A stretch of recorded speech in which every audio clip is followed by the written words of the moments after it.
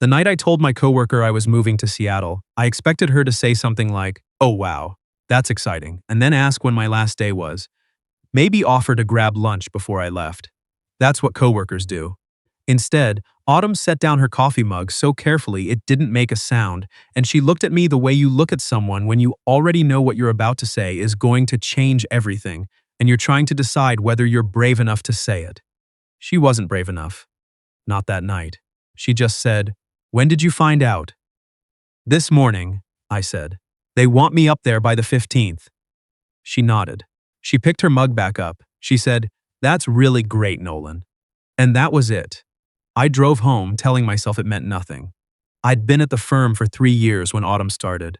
She came in on a Tuesday in January, wearing a gray coat that was clearly not warm enough for Chicago in winter, carrying a tote bag that had a paperback sticking out the top. One of those thick literary novels with a so cracked it looked like it had been read 3 times. She got introduced around the office, and when she got to my desk, she said, "Are you the one who did the Morrison account layout?" And I said yes, and she said, "The spacing on the second panel is off by about 2 millimeters," and then she smiled like she was apologizing for noticing. I liked her immediately. Not in the way that meant anything, just in the way that certain people walk into a room and the room feels slightly more organized. Like the right word finally showing up in a sentence you've been wrestling with. We ended up at adjacent desks by February because our project lead rearranged the floor plan. We ate lunch at the same table most days, not because we planned it, but because we both tended to eat at 12:15, and the good table by the window was usually still open then. We talked about work. We talked about the shows we were watching. She was finishing a half-marathon training program, and sometimes she'd come in on Monday mornings and describe a long run in enough detail that I felt like I'd been there. It was easy. That's the only word for it. Being around Autumn was easy in a way that very little else in my life was easy. I told myself that's all it was. The Morrison account turned into a 6-month project, and Autumn and I ended up co-leading the client presentations. She was good at it. Better than me, honestly. She had this way of reading a room. She could tell within about 90 seconds whether the clients were nervous or bored or quietly skeptical, and she'd adjust the whole tone of the presentation without it being obvious she'd done it.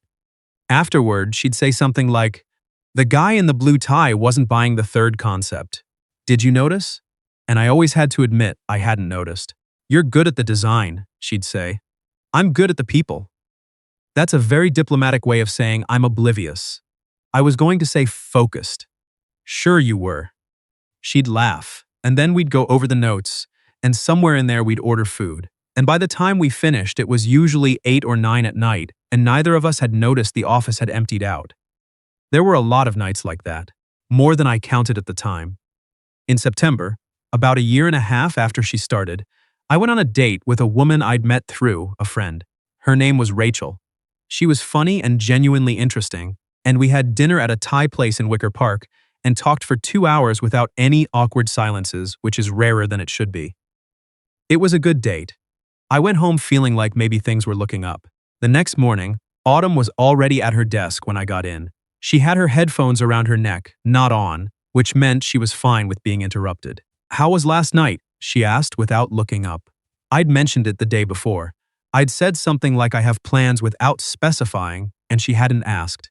"Good," I said. "Really good, actually." Now she looked up. Yeah, we're probably going to do it again." She made a small sound, not quite a word. She looked back at her screen and said, "That's good, Nolan, I'm glad." The way she said "I'm glad," there was something off about it. Too flat. Like she'd chosen the words precisely because they were the safest words available. I sat down. I opened my laptop. I thought about it for about 45 seconds and then made myself stop. Rachel and I went on 3 more dates. She was great. She was genuinely great. But I kept noticing, in the background of every conversation, that I was measuring things against a standard I hadn't consciously chosen. She told a story, and it was funny, and I thought Autumn would have told that differently. We argued about something small, which I don't even remember now, and it resolved fine, but something about the way it felt was harder than it needed to be, and I thought, Autumn and I never do that. Which was not a fair comparison. Autumn and I weren't dating. Autumn and I had never had to negotiate anything harder than where to order lunch. I ended things with Rachel after the fourth date. I told myself it was because the timing wasn't right. That was partially true. The thing about working closely with someone for 2 years is that you learn their rhythms in a way that doesn't require attention. I knew when Autumn's energy was low, she'd get quieter, and she'd drink her second cup of coffee earlier than usual. I knew when she was frustrated with a project because she'd start moving things around on her desk, rearranging her pens the way other people pace. I knew that she always looked slightly distracted on the third Tuesday of the month, because that was when she called her through something, and Autumn carried it without complaining about it, which was very her. She knew things about me too. She knew I needed about 15 minutes of quiet when I got in before I could have a real conversation. She knew I got competitive about my work in a way I tried to hide. She knew that whenever I said I'm fine, I meant I'm annoyed, but I don't want to talk about it yet. And she'd give me exactly enough space that by the time I was ready to talk, it didn't feel like a big deal anymore. I don't know when knowing someone's rhythms becomes something else. I don't know at what point easy stops being a description of a friendship and starts being a symptom of something larger. I just know that somewhere in there, the line moved, and I missed it. The Seattle offer came from a firm I'd done freelance work for 2 years earlier. They'd reached out in July about a senior position. I'd told them I was interested, which was honest, and then I'd put it mostly out of my mind because the process took months and I was busy. By October, it was serious. By November, I was flying out there for final conversations. I didn't tell Autumn I was going. I don't know exactly why. I told myself it was because nothing was decided yet, and I didn't want to make it a thing before it was a thing. Which was true. But it wasn't the whole truth. I think on some level I already knew that telling her would cost me something, that the conversation would clarify things I hadn't been ready to have clarified. I flew out on a Thursday, came back Saturday afternoon, and on Monday morning I walked into the office with the offer letter sitting in my email. I'd already decided I was going to take it. The role was better than anything I'd find in Chicago for at least another few years. The salary was significant. Enough that my parents had both said, "You have to take this, Nolan. You'd be foolish not to," and they were right. I sat at my desk and I opened the email and I read the offer letter again, and then I looked over at Autumn, who was on a call, writing something down, and I thought, I have to tell her. When her call ended, I said, "Hey, do you have a minute?" She pulled her headphones all the way off. "What's up?" "I got a job offer," I said. "In Seattle. I think I'm going to take it." That's when she set down the coffee mug so carefully it didn't make a sound. The next 2 weeks were regular, normal. We had a project wrapping up and we worked on it the same way we always had, except there was something underneath everything, a low frequency I couldn't name. She'd laugh at something I said and then look away too quickly. I'd catch her looking at me when she thought I wasn't paying attention. We went to lunch 3 times and talked about work and the show she was watching and whether Chicago was going to have a real winter or another weird one, and nothing was wrong exactly, but nothing was completely right either. On a Thursday, 10 days before my last day, I was working late. The office was empty except for us. She'd stayed to finish something on the Hammond file. I was packing up around 8 when she said, without looking away from her screen, "Are you excited? About Seattle?" "Yeah, I think so," I said. "I think I will be once it's real." She nodded slowly. "Do you know anyone there?" "Not really. The people from the firm, but not personally." She stopped typing. She was quiet for a moment, and I had my bag half over my shoulder, and then she said, "I'm going to miss working with you. I want you to know that." Something in the way she said it was too careful, too prepared. Like she'd thought about exactly how to phrase it so it stayed on the right side of a line. I set my bag back down. "Autumn." She looked up. "Are you okay?" "Of course," she said, and she said it fast, which is how I knew she wasn't. I sat down on the edge of the desk next to hers, not mine, hers, close enough that she had to look at me. "What's going on?" I said. "Nothing's going on. You've been," I tried to find the right word, "off for 2 weeks." She turned her chair slightly away from me. "I've been fine. You've been quiet. I'm quiet sometimes. You're quiet like something's wrong. I know the difference." She didn't answer for a moment. She looked at her screen and then back at me, and then she said, "I don't know what you want me to say, Nolan." I want you to say what you're actually thinking. She made a sound that was almost a laugh. That's not always a good idea. It's usually a better idea than not saying it. She looked at me for a long moment. The office was very quiet. Outside the windows, Michigan Avenue was still moving, cabs, a bus, a couple walking with takeout bags, but in there, it was just us and the hum of the HVAC and whatever she was deciding. It doesn't matter, she finally said. You're leaving in 10 days. It matters to me. She shook her head. Don't do that. Don't do what? Don't act like you want to know something and then leave. That landed. I let it. I sat with it for a second before I said, what if I'm asking because it might change things? She looked at me sharply. Don't say that if you don't mean it. I'm saying it. She stood up from her chair, not fast, slowly, like she was buying herself time. She walked to the window, and I watched her, and she stood there with her arms crossed, looking at the street below, and then she said, very quietly, to the glass more than to me, I've been trying not to be the person who does this. Does what? Who makes it complicated. She turned around. You're about to start something really good. You worked for this. I know you did. And I don't want to be the thing that makes you second guess it, and I don't want to say something and then you leave anyway, and it just… She stopped. It makes things harder. Autumn. What? Just say it. She looked at me for a long moment, the kind of moment that has weight. The kind that you remember the texture of later, what the light was doing, how the room smelled, whether your hands were steady. Hers weren't, entirely. I noticed. She said, I think I've been in love with you for about a year and a half, and I kept talking myself out of saying it because it was easier to keep things the way they were, and then you said you were leaving, and I realized that easier isn't actually what I want. She stopped. She exhaled. There, she said. That's what I'm thinking. I didn't say anything right away. I'm not someone who's good at immediate responses when something important happens. I go quiet. Autumn knew that. She'd seen it happen over small things, project feedback that caught me off guard, a phone call that went sideways. She knew the quiet wasn't absence. She just looked at me and waited. I need to ask you something, I finally said. Okay. That thing I did with Rachel back in September. I watched her face. And the reason I didn't tell you I was going to Seattle for the interviews. Her expression shifted. Not much, but I knew her face. Did you know? I said. She looked at the window. I thought… She stopped. Started again. I thought maybe something was there, but I wasn't sure if it was real or if I was just… Another stop. I didn't want to assume. I didn't say anything, I said, because I was afraid of what saying it would do. She looked back at me. Due to what? To what we already had. To the thing I already had with you. I got up off the desk. Because what we had was the best thing in my life and I didn't trust myself not to ruin it.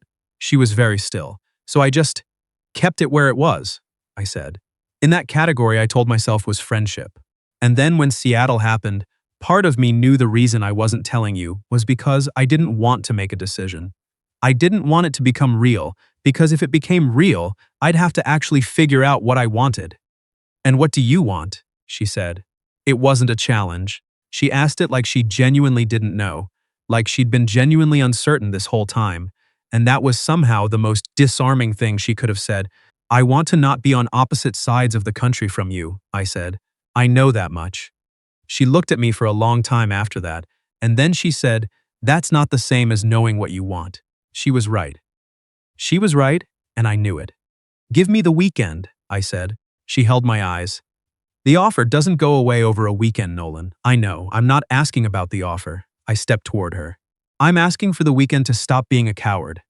She laughed, a short, real one, the kind she made when something caught her off guard. It changed her whole face. Okay, she said. The weekend. I spent Friday night at my apartment thinking in circles. I called my brother, who is generally useless for this kind of thing, and he was predictably unhelpful, telling me to just go with my gut, which is advice I hate because my gut is not a reliable narrator. I ordered a burger and ate it standing at my kitchen counter and looked at the offer letter on my phone, and then I opened my texts with Autumn and scrolled back about a year. What I saw, reading it back, was two people who'd been having the same conversation for 18 months and only letting it be about 60% of what it actually was. The rest was always right there underneath. She'd texted me once, on a Sunday night after I mentioned that the Rachel thing hadn't worked out. She just said, I'm sorry it didn't, if it matters. You deserve someone who's actually right. At the time, I'd read it as friendly. Reading it now, I didn't think it was only friendly. I texted her around 11. She replied in 2 minutes, and you said I deserved someone who's actually right. A pause, then, I meant it. I know. A breath. I think you meant more than one thing by it. A longer pause this time, long enough that I'd set my phone down and picked it up again. Then, maybe I did. I looked at that message for a while. Can I come over tomorrow? I typed. Yes.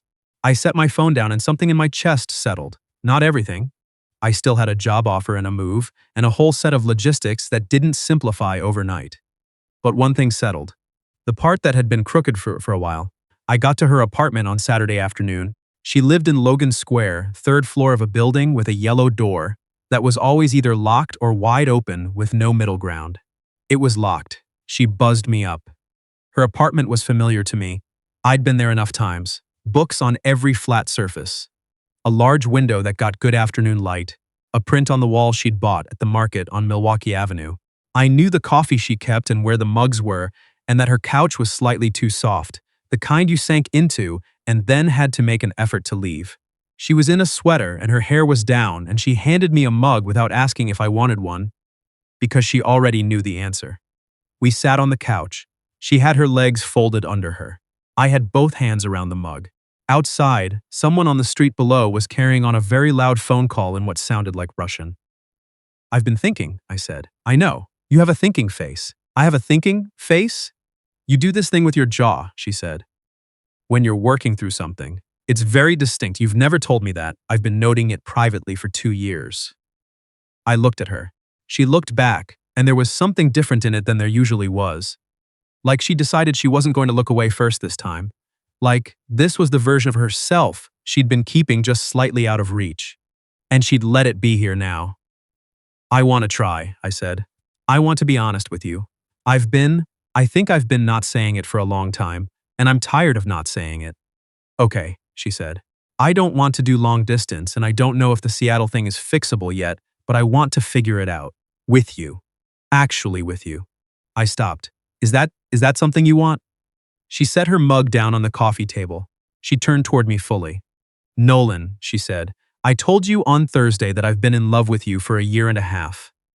What do you think? That made me laugh. Actually laugh. I'd been so tied up in what I was going to say that I'd forgotten she'd already said the hard part, and she'd said it first, and maybe what she needed from me was just to stop being so careful about it. I think yes, I said. Good, she said. Good, I said back.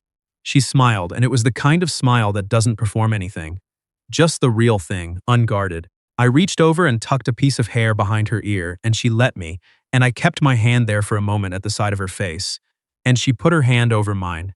We stayed like that for a second, just that. Then she said, for the record, the spacing on that Morrison layout really was off by 2 millimeters. I know, I said. I fixed it before the presentation. I know you did. I was trying to see if you'd admit it. I'm never admitting anything. She laughed, and I kissed her, and she kissed me back, and the loud phone call outside had ended, and the street was quiet, and the afternoon light was seeing some good through her window, and it felt like the obvious conclusion to a sentence that had been going on for 2 years. I called the Seattle firm on Monday morning. I asked if there was any flexibility on the start date, which there was, a few weeks. It wasn't a permanent solution, but it was enough time to have an actual conversation about what came next. Autumn and I had that conversation. And then another. We were both the kind of people who would rather talk through something complicated than pretend it's simple, which turned out to be useful. She came to Seattle for a long weekend in January. She liked it. She said the coffee was better than she expected, which, coming from her, was practically an endorsement.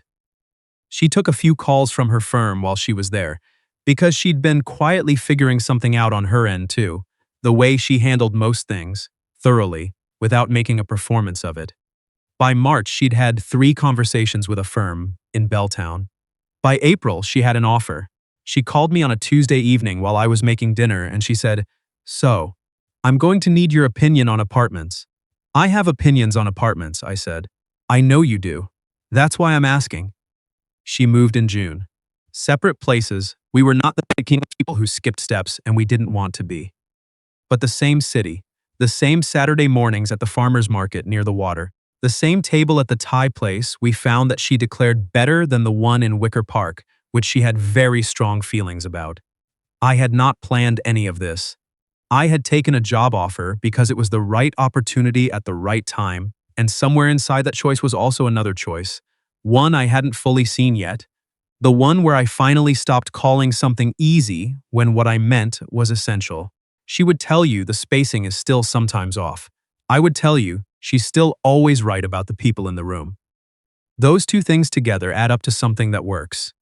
Something I didn't know I was building until I looked back and saw how long we'd been building it.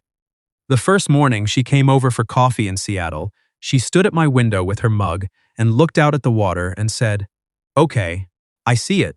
The view? Why you took the job." She turned around and she was smiling, and I thought, yes, that's the right word for this. Easy.